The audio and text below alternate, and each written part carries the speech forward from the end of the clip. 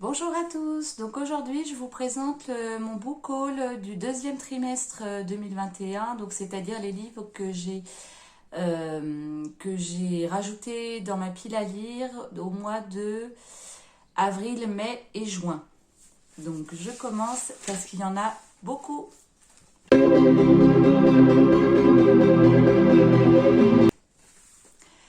Donc déjà, je me suis procuré Demain j'arrête de Gilles Le Gardinier. Celui-là, je l'ai lu, je l'ai bien aimé. Et Gilles Le Gardinier, les couvertures avec un chat, il y en a, je sais pas, 5 6. Et en fait, voilà, j'aimerais bien les garder. Je les ai quasiment tous lus.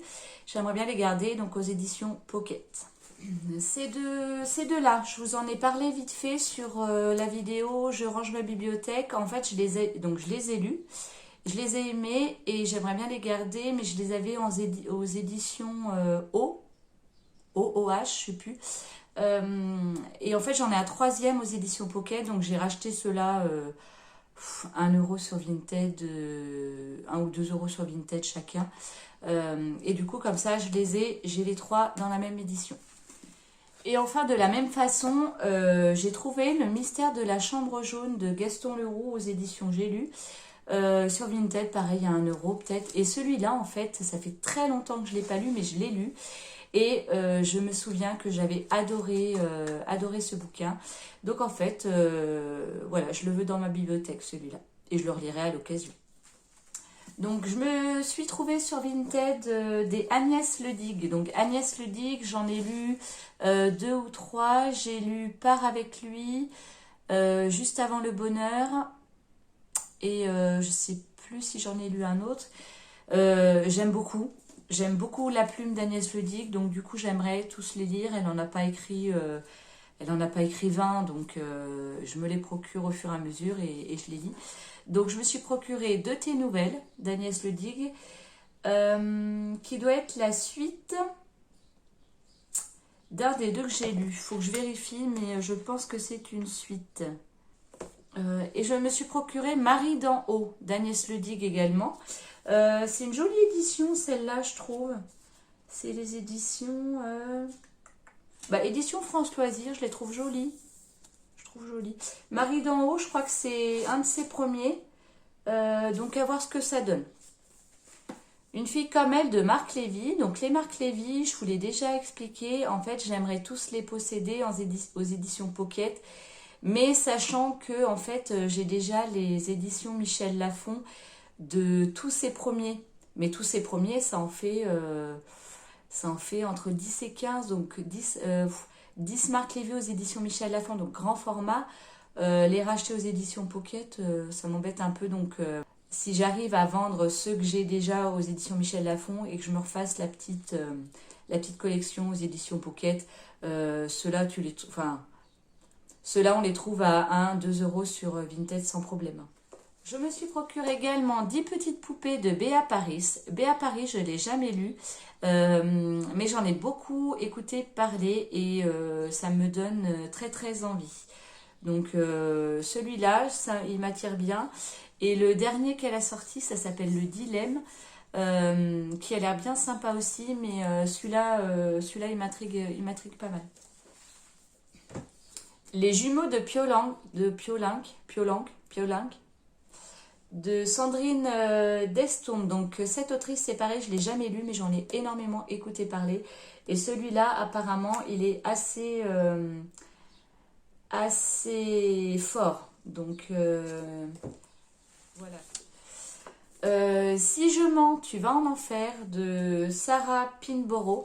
Celui-là, c'est pareil. J'ai jamais lu cette autrice, mais j'en ai beaucoup écouté parler. Et donc, c'est l'auteur de Mon amie Adèle. Mon amie Adèle, j'en ai énormément écouté parler. Et je me demande s'il n'y a pas une série adaptée de Mon amie Adèle. Je dis peut-être des bêtises, mais je pense.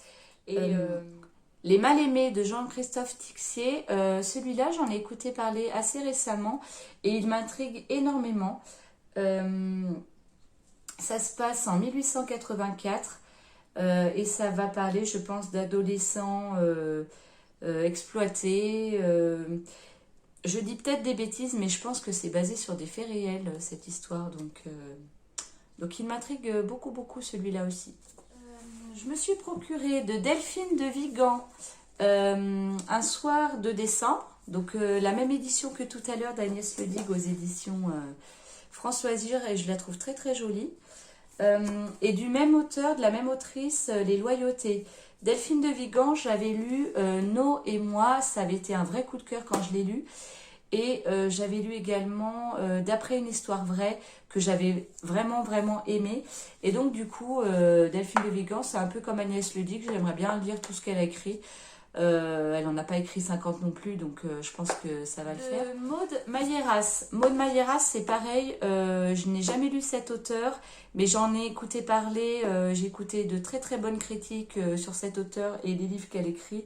Donc je me suis procuré Réflexe et Hématome de Maud Mailleras, donc à voir ce que ça donne, si j'adhère ou pas. De Lisa Gardner également. Lisa Gardner, je m'en suis procuré 2. Lisa Gardner aussi, elle a ses adeptes, elle a ses fans. Et moi, j'en ai lu un de Lisa Gardner qui était Derniers adieux. J'avais bien aimé, mais je pense que j'en attendais un peu trop. Et du coup, j'avais été un peu déçue par ma lecture quand même. Donc je vais réitérer avec d'autres livres d'elle. J'en ai déjà un en fait dans ma palle. Et je m'en suis rajouté. Hein. Donc je me suis rajouté À même la peau et Lumière noire. De Nicolas Beuglet. Donc Nicolas Beuglet, c'est le cri que j'ai lu et que j'avais adoré. Donc ça c'est la suite et ça c'est le 3e tome. Donc c'est une trilogie.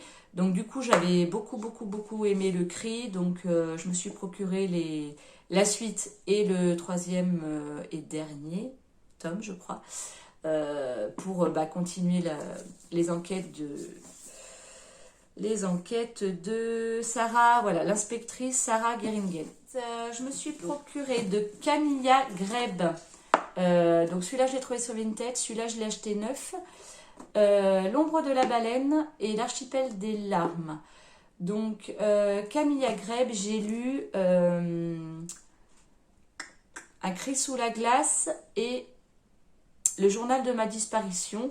Et donc c'est une trilogie, et ça je pense qu'en fait c'est un 4e tome qui a été rajouté après, si je dis pas de bêtises, puisqu'on retrouve des personnages de la trilogie. Donc soit c'est un 4e tome, soit c'est un truc qui a été créé après, qui évoque un peu les personnages de la trilogie. Donc j'ai beaucoup aimé cette série. Donc Un cri sous la glace, j'avais beaucoup aimé. Le journal de ma disparition, j'avais encore plus aimé. Donc ça c'est le 3e tome, donc je pense que je vais aimer, il n'y a pas de souci. Et donc je lirai celui-là en 4e, l'archipel des larmes. Tatiana de Rosnay. Dans mon précédent bilan lecture, vous avez vu que j'ai lu Rose de Tatiana de Rosnay, c'était mon premier. J'ai beaucoup aimé, donc Tatiana de Rosnay, j'aimerais continuer. Donc je me suis procuré Le voisin et L'appartement témoin. Donc à voir ce que ça donne. Autant Rose, il n'y avait pas vraiment d'intrigue. C'était pas un polar, pas un thriller, tout ça. Autant là, je pense que ce sera plus une intrigue un peu plus polar, quoi. Donc je pense que je vais aimer. Je vous tiens au courant. Aurélie Valogne, Au petit bonheur la chance. J'ai lu tous ces premiers là, avec une couverture comme ça, un peu Vichy et un peu fleur. Donc celui-là, je ne l'ai pas lu. Mais voilà, je pense que celui-là, ça sera dans la même veine que les premiers. Donc voilà, je l'ai trouvé en magasin d'occasion, donc je l'ai pris. Je ne sais pas quand est-ce que je le lirai celui-là par contre, hein. Ça va pas être dans les priorités. Mélissa d'Acosta, Les lendemains, non pas du tout. Tout le bleu du ciel. Les lendemains, c'en est un autre qu'elle a écrit. Moi, j'ai trouvé Tout le bleu du ciel en occasion, dans le magasin d'occasion. C'est un beau bébé. J'en ai écouté que du bien. Est-ce que je vais aimer? J'ai quelques doutes, mais à voir, j'ai envie d'essayer. Michel Bussy, Gravé dans le sable. En fait, dans ma page, j'en ai déjà au moins 5 ou 6 de Michel Bussy, mais dans la même édition, en fait, et j'aime bien ces couvertures. Donc je me dis que voilà, Michel Bussy, j'en ai...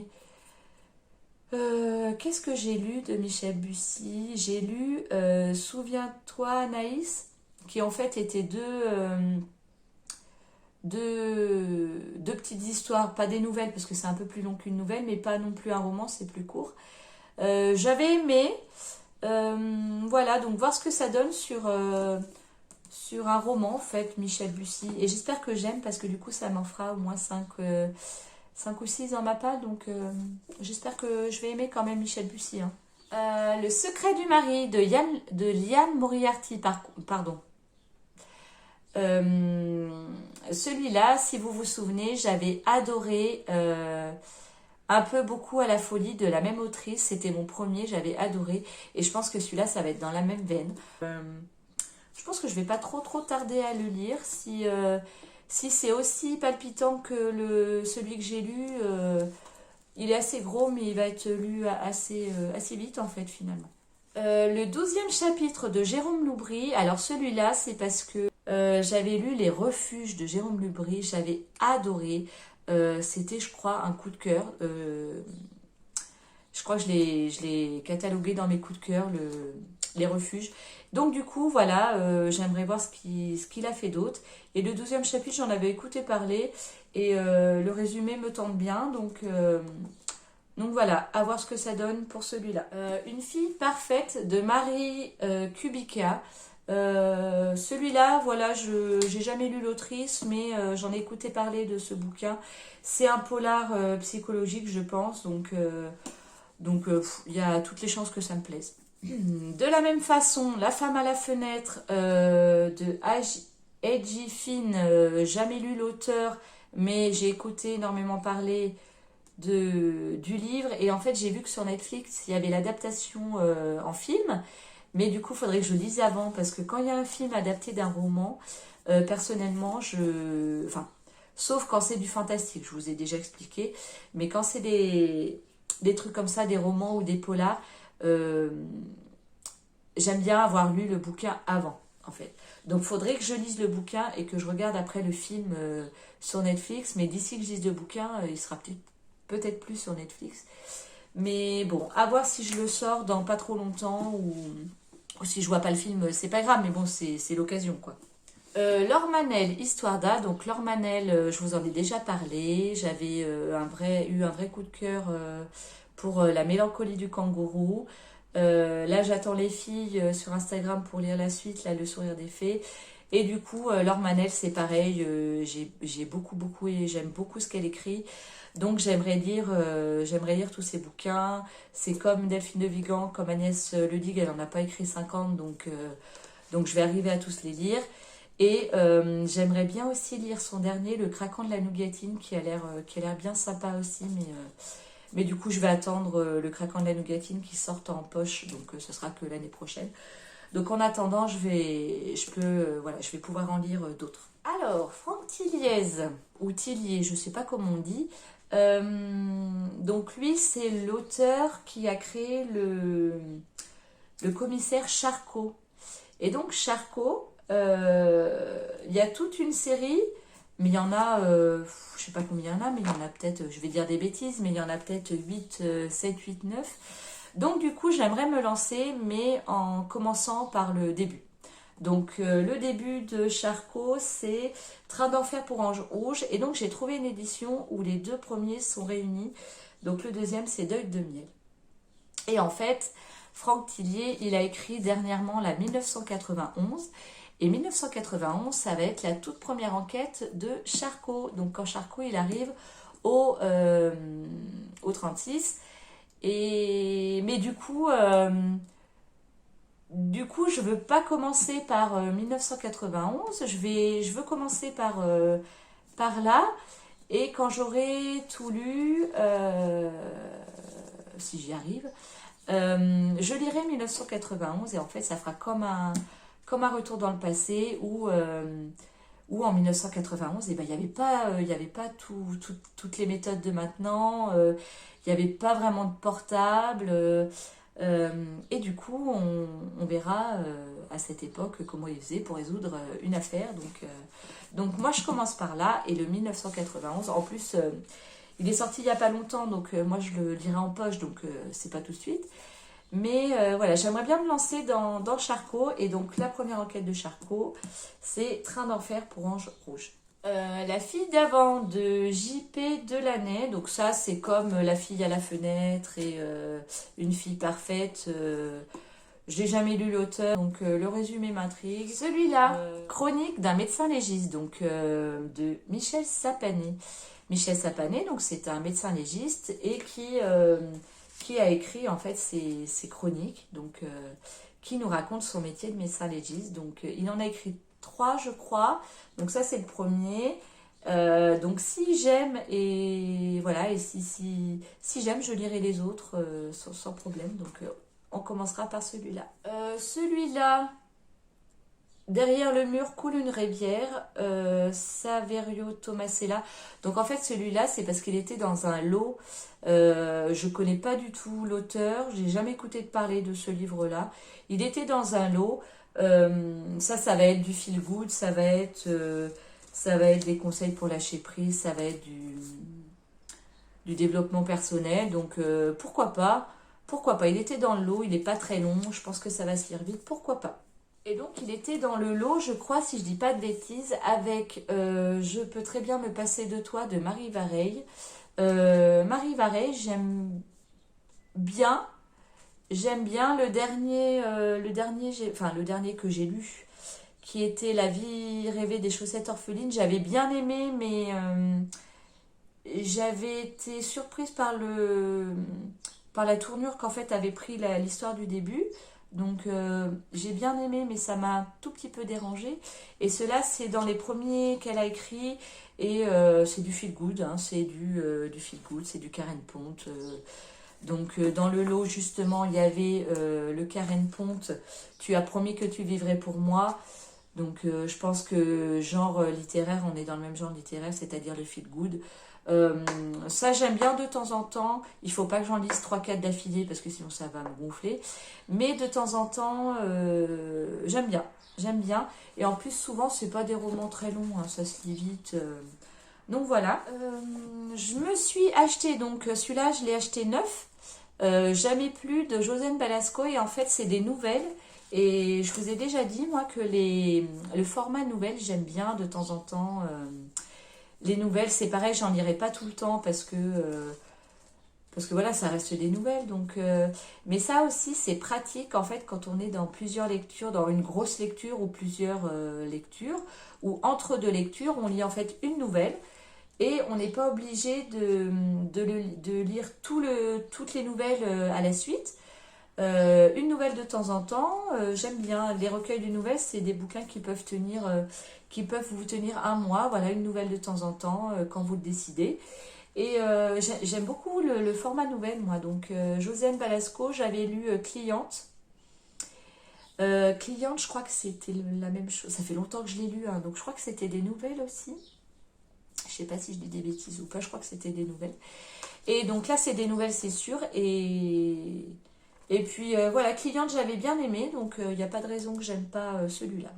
Un peu plus loin sur la droite de Fred Vargas. Alors Fred Vargas, j'ai lu, elle a créé le personnage du commissaire Adamsberg et j'en avais lu 2 ou 3 et j'avais bien aimé ce personnage, donc en fait j'aimerais bien lire toutes les enquêtes du commissaire Adamsberg. Et par contre, celui-là, je crois qu'il en fait pas partie. Mais du coup, Fred Vargas, j'aime bien son style, j'aime bien ce qu'elle écrit comme histoire. C'est du policier, donc en fait, quand je suis pas sur du polar ou du thriller, et ben un petit policier comme ça à la Fred Vargas, c'est super bien. Donc voilà, celui-là, je l'avais pas, donc je le rajoute. Pour terminer, je me suis trouvé en magasin d'occasion un parfum de lavande et de sang de Pauline Madigan. Pauline Madigan, j'ai jamais lu. J'en ai vaguement écouté parler sur Instagram sûrement, hein. Et du coup, le résumé me disait bien. Donc, voilà, donc c'est pas une priorité non plus celui-là, mais je pense que quand je vais le lire, il va être assez vite lu. Donc voilà, donc vous voyez que là, pour le deuxième trimestre, voilà, j'ai trouvé en fait sur Vinted des livres à 1 ou 2 euros, donc c'est facile quoi. Donc, mais bon, il faut vraiment que je diminue ma palle, donc j'espère que pour le troisième trimestre, en fait, donc juillet, août, septembre, donc je le ferai mi-septembre, j'espère que j'aurai pas beaucoup de livres à vous présenter, malheureusement pour vous, heureusement pour moi. Euh, voilà, dites-moi si dans les livres que je vous ai présentés assez rapidement, je suis désolée parce qu'il y en avait beaucoup, s'il y en a que vous avez lu, s'il y en a que vous voulez lire, s'il y en a qui vous font envie, s'il y en a qui au contraire vous font pas du tout envie, n'hésitez pas à me laisser des petits messages pour qu'on en discute. Donc j'espère que vous avez aimé cette vidéo. Je vous souhaite à tous et à tous de très bonnes lectures et je vous dis à bientôt. Salut!